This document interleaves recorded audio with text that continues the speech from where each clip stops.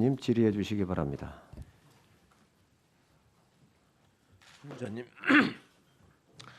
총리 후보자십니다. 근데 지금 그런 사회적으로 진짜 큰 충격을 줬던 사건들을 몰랐다라고 말씀하시는 거는 진짜 충격이네요. 국민의 눈높이를 다시 한번 생각해 주시기 바랍니다. 그거를 김앤장이라는 특별한 로펌이 하고 있다는 거를 그것 때문에 모르는 거죠. 계속 이슈가 됐었다고요. 김앤장이 왜 자꾸 언급이 되는지는 그 사건들 때문에 그런 거고요. 그거 관련된 기사는 숱하게 많습니다.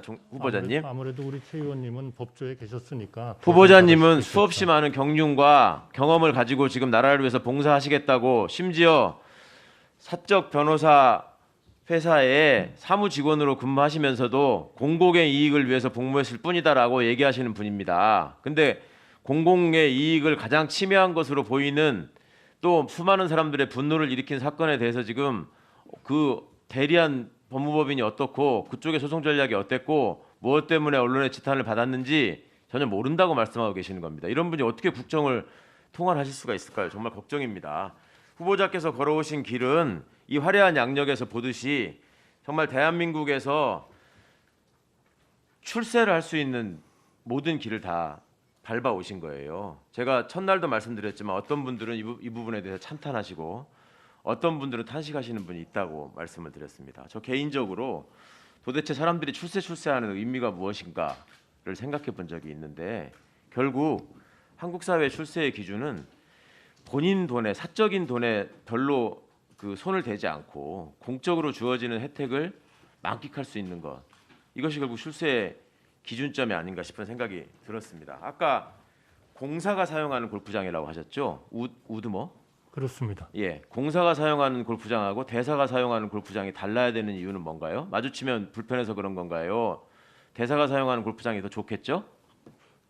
좀 그렇다고 봐야 되겠죠. 공직에 근무하시면서 그러니까 이런 수반되는 여러 가지 혜택들이 다 그런 숱한 피해를 입고도 그걸 감내하고 하루하루 어려운 일상을 견디면서 국가에 충실하게 세금을 내고 또 자기보다 어려운 상황에 처해 있는 분들을 보면 단돈 10,000원, 20,000원이라도 기부를 하고, 이런 분들의 눈물겨운 노력으로 후보자 같은 분들이 누리고 계시는 혜택이 나라의 세금으로 된다라고 하는 것 좀 인식해 주셨으면 좋겠습니다.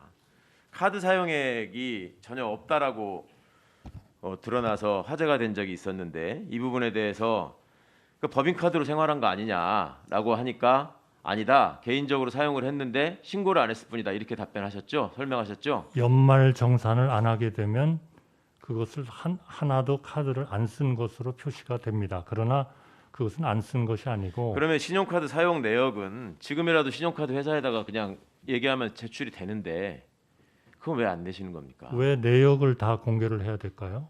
지우시면 되죠. 그러면 얼마를 썼는지. 아니 총액은 이미 다 원하시는 분들한테 배포가 됐으리라고 생각합니다. 저는 받아본 적이 없고요. 예, 드리도록 하겠습니다. 그렇게 카드를 사용하시면서도 그 부분에 대해서 지금 법인카드를 사용한 거나 이런 부분에 대한 혜택을 받은 적이 없다라고 지금 주장을 하시는데, 제가 아까 법인카드를 쓴 적이 없다고 말씀드린 게 알겠습니다. 아니죠. 예. 법인카드를 자, 발급받지 지금 않은 기관이 많았던 거죠. 그 법인카드를 아니, 발급하지 제가 않으셨습니까? 법인카드를 안 받은 데가 많죠. 제가 기후변화센터의 NGO에서 법인카드를 왜 드립니까? 이사장을 할 때 김앤장을 없었고요. 말씀드리는 거고요. 김앤장에서도 법인카드가 없었고요. 퇴임 후에 5년이 지나서 김앤장의 고문으로 갔기 때문에 별 문제가 없다는 듯이 말씀을 하셨습니다. 그런 제한이 왜 생겼을까요? 애초에 취업 대상 기관을 정하고 심사를 하는 이유가 뭐라고 생각하십니까? 그런 상충하는 이해들을 하나의 네. 조화를 이루는 것이 법적 규정이라고 생각합니다. 관피아 문제 때문에 그렇거든요. 법적 규정 때문에 그렇습니다. 그러니까 법적 규정이라는 법적 거는 규제가 왜 생겼냐고 여쭤보는 의원님 겁니다. 잘 아시다시피, 그러니까 왜 공무원이 된지 20년 뒤에 그런 데를 갈 수 있게 하지 않고 3년 뒤에 갈 수 있게 했냐? 그거는 왜 바로 가지 않게 바로 못 가게 하고 아니죠. 5년 후에나 3년 뒤에 갈 수 있게 했을까를 생각하셔야죠. 최 의원님, 존경하는 최 의원님께서는 법에 대해서 누구보다도 저는 저 존경 안 하셔도 잘하신다고 되니까요. 생각합니다. 논리적인 설득을 좀 해주십시오. 그러니까 그거는 법이 있으면 그 지금 법이 의원님- 제정된 취지가 있는 것인데 취지는 그것이 지금 왜 20년이 아니고 5년이겠냐고 말씀하시는 건 궤변입니다. 제가 아닙니다. 듣기에는. 바로 국회에서 자, 그런 그렇게 모든 것을 취업 제한을 감안해서 한 두고 겁니다. 관폐화 문제를 해결해 보고자 하는 게 입법자들의 의지이자 노력이고 정부의 방침이었는데 그렇게 공직을 마치고 취업하는 문제에 대해서도 그 소위 말하는 정관특혜의 문제를 우려해서 그렇게 했는데 그렇게 사적인 활동을 하시던 분이 다시 최고의 공직으로 복귀하게 되면 그게 어떻게 되겠습니까? 그러니까 앞으로 후배 공직자들에게 나처럼 퇴임을 하면 그 법적 기간을 거쳐서 로펌으로 갔다가 또 기회가 되면 고위공직에 들어와서 후배들 데리고 또 일해라 이렇게 자신 있게 권할 수 있습니까? 그러나 답변 그렇게 드릴까요? 하시겠습니까? 답변 드릴까요? 그렇게 하시겠는지 먼저 답변 말씀해 주십시오. 드릴까요? 후배들에게 권하시겠습니까? 답변 드릴까요? 말씀하십시오. 당연히 자기의 공직에서 얻은 경험과 전문성을 법이 정하는 범위 내에서 이해상충이나 그래서 마치고 나면 다시 공직으로 복귀해라. 이해상충이나 전관 예우를 그 소위 말하는 일종의 중화시키는 그런 입법부가 정한 규정 내에서 자기가 가진 거를 활용하겠다. 그거를 막아야 된다는 거는 그건 저는 좀 납득하기 어렵습니다.